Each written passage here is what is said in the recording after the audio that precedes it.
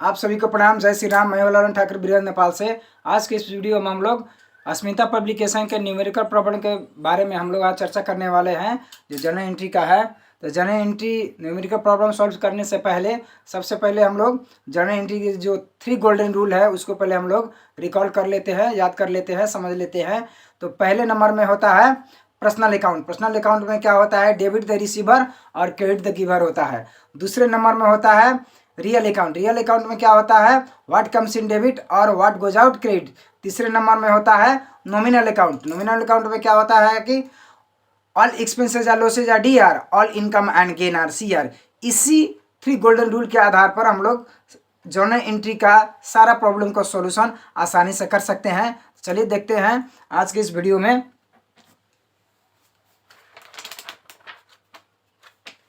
Page number 83 में दिया गया है।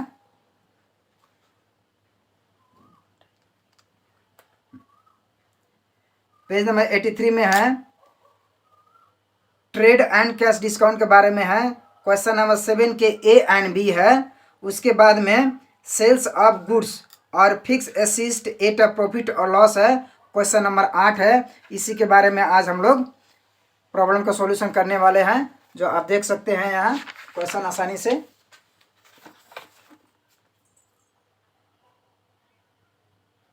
क्वेश्चन नंबर 7 है, 8 है।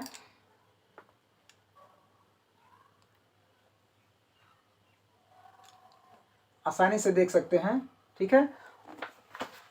तो पहले हम पढ़ के समझा देते हैं।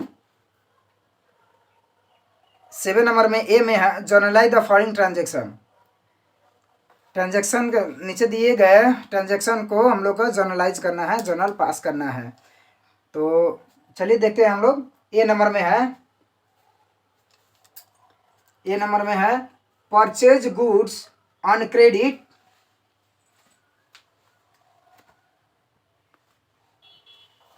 Purchase goods on credit R S 2000 from Sudeep at 10% trade discount. यानी कि 10% ट्रेड डिस्काउंट में सामान खरीदा गया है सुदीप से। तो इस केस में सुदीप से खरीदा गया है 10% डिस्काउंट में। जब सामान हम लोग खरीद करते हैं तब संपत्ति आता है। तो संपत्ति आता है तो रियल अकाउंट के हिसाब से व्हाट कम्स इन डेबिट, जो आता है उसको डेबिट किया जाता है। तो सामान खरीदेंगे तो सामान आएगा तो उसको डेबिट किया जाएगा, तब परचेज अकाउंट डी आर होगा। यहाँ परचेज अकाउंट डी आर 18 से है और टू सुदीप अकाउंट 18 से है। अब 18 से कैसे है कि यहाँ की 2000 के सामान है, 1800 में हम लोग दिखा रहे हैं। यानी कि 2000 के 10% होता है 200 रुपया। तो 2000 में से 200 रुपया घटाइएगा तो आपको 1800 रुपया बचेगा। तो इसीलिए 1800 रुपया दिखाएगा। ट्रेड डिस्काउंट को जनरल एंट्री में ट्रेड डिस्काउंट को नहीं दिखाया जाता है, इसीलिए 1800 रुपये दिखाया गया है। Being goods purchase from Sudeep at 10% trade discount. उसके नंबर में है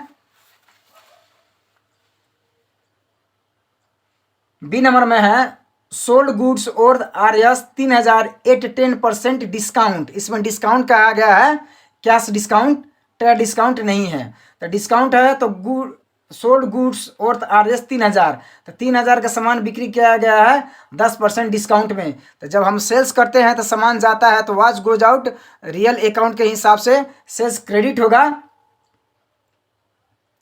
और उसके बाद में हम लोग के पास कैश आएगा। तो यहाँ देख सकते हैं कैश अकाउंट डी आर 27 है और टू सेल्स अकाउंट 27 है। यानी कि 3000 का 10% है। 3000 का 10% 300 रुपया हुआ। तो इसको 300 रुपया घटा के 2700 रुपया दिखाया गया है। अब सी नंबर में है goods purchase from Ram on credit 32,000 and received trade discount 2000। यानी कि सामान खरीदा गया है राम से 32,000 का और रिसीव्ड ट्रेड डिस्काउंट है 2000 रुपया। तो 2000 रुपया है तो 2000 रुपया का एंट्री नहीं करना है, सिर्फ 30,000 को करना है।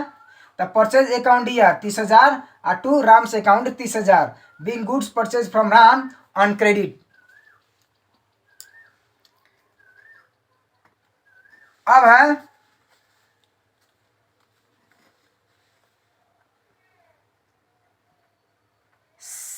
डी नंबर में है credit sales to Shyam Shyam को उधार में बिक्री किया गया है 7,500 and allowed trade discount 500 trade discount दिया गया है।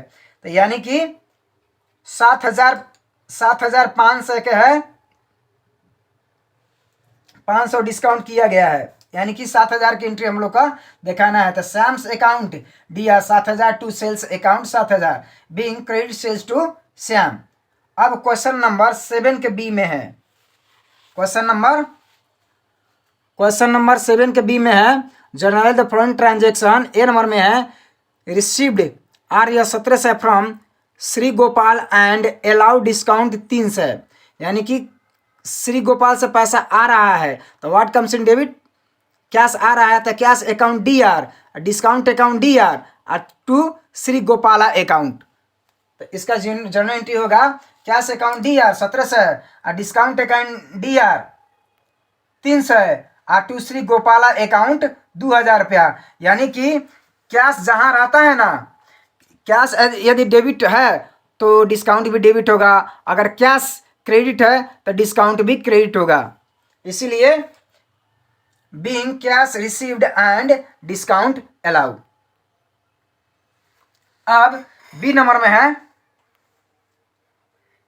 में है paid cash R 1700 to Hisila and C allowed discount 300, यानी कि हिसिला को पैसा दिया जा रहा है तो हिसिला अकाउंट DR 2,000 और टू कैश अकाउंट 1700 और टू डिस्काउंट अकाउंट 300, यानी कि इस केस में कैश क्रेडिट हुआ है। जब हम किसी का हम लोग पैसा पेमेंट करेंगे तो कैश जाएगा कंपनी से, तो व्हाट गोज आउट क्रेडिट होता है रियल अकाउंट के हिसाब से। जब कैश क्रेडिट होता है तो डिस्काउंट भी क्रेडिट होता है। डिस्काउंट कंपनी के लिए इनकम हो गया, रेवेन्यू हो गया, आमदनी हो गया। इसीलिए जब कैश क्रेडिट होता है तो डिस्काउंट भी क्रेडिट होगा, यदि कैश डेबिट होगा तो डिस्काउंट भी डेबिट होगा। यदि कैश डेबिट होता है तो कंपनी के लिए खर्च हो जाता है, और कैश अगर डिस्काउंट क्रेडिट होता है तो कंपनी के लिए इनकम हो जाता है।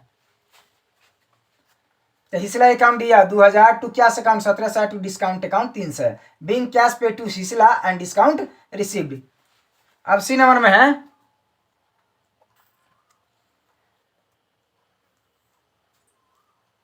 Cash paid cash R 1700 to Pratibha in full settlement of 2,000 on her account. In full settlement का अर्थ होता है 2,000 के हिसाब को फॉरशॉर्ट कर देना, क्लियर कर देना। अब यहाँ है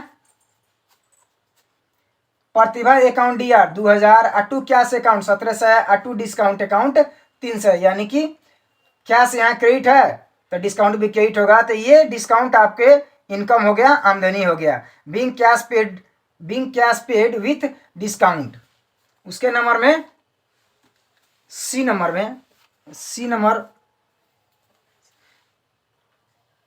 में receive cash from 1700 from Trilok in full settlement 2,000 का त्रिलोक का फुल सेटलमेंट किया जा रहा है। तो cash account DR, discount account DR to Trilok account. तो यहाँ है सी नंबर में cash account DR 1700, discount account 300 और टू त्रिलोक अकाउंट 2,000, यानी कि कैश डेबिट हुआ है तो डिस्काउंट भी डेबिट हुआ है। जहाँ कैश जाएगा डेबिट तो डिस्काउंट भी डेबिट होगा, कैश क्रेडिट होगा तो डिस्काउंट भी क्रेडिट होगा।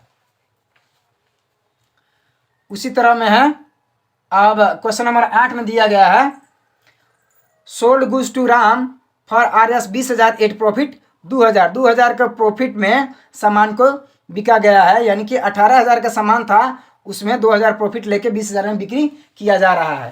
तो कैश अकाउंट DR 20,000 और to sales account 20,000 being goods sold on cash लिख देना है।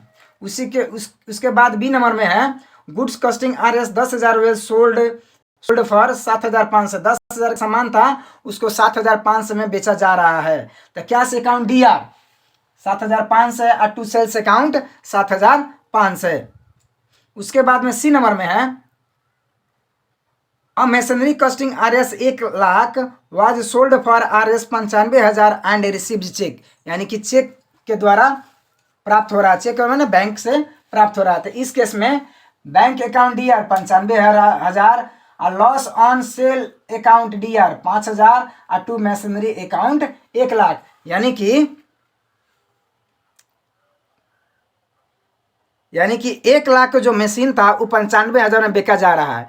तो इसका अर्थ होता है 1 लाख का मशीन बेचा गया तो मशीन गया तो क्रेडिट हो गया रियल अकाउंट के हिसाब से, और 95,000 पैसा आया, कैश आया बैंक के माध्यम से, तो वो हो गया रियल अकाउंट के हिसाब। व्हाट कम्स इन डेबिट, पैसा बैंक में डेबिट हो गया। और जो 5,000 लॉस हो गया, loss on sale of machinery, उसको यहाँ दिखाया गया है। उसी तरह में है डी नंबर में furniture having book value of 30,000 was sold for 32,000, यानी कि 30,000 वैल्यू बराबर का जो फर्नीचर था वो 32,000 में बेचा जा रहा है, यानी कि 2,000 प्रॉफिट में। तो यहाँ क्या से अकाउंट डी आर 32,000 और टू फर्नीचर अकाउंट 30,000 और to profit on sale of furniture और टू प्रॉफिट ऑन फर्नीचर 2,000, यानी कि 30,000 फर्नीचर का 32,000 में बेचा जा रहा है तो 2,000 ये प्रॉफिट हो गया। इस तरीक़ा से आप जनरल एंट्री पास कर सकते हैं। ये जो सॉल्यूशन हम लोग किए हैं वो आप पेज नंबर 83 में है, पेज नंबर 83 में है। ये अस्मिता पब्लिकेशन के बुक है। इस बुक को आप मार्केट से खरीद कर पढ़ सकते हैं, और इसमें दिया हुआ और वर्क एग्जाम्पल को पढ़े आसानी से। आप 11 कक्षा जो अकाउंट है वो बहुत आसानी से आप समझ सकते हैं। तब तक लिए पढ़ते रहिए, खुश रहिए। जय नेपाल।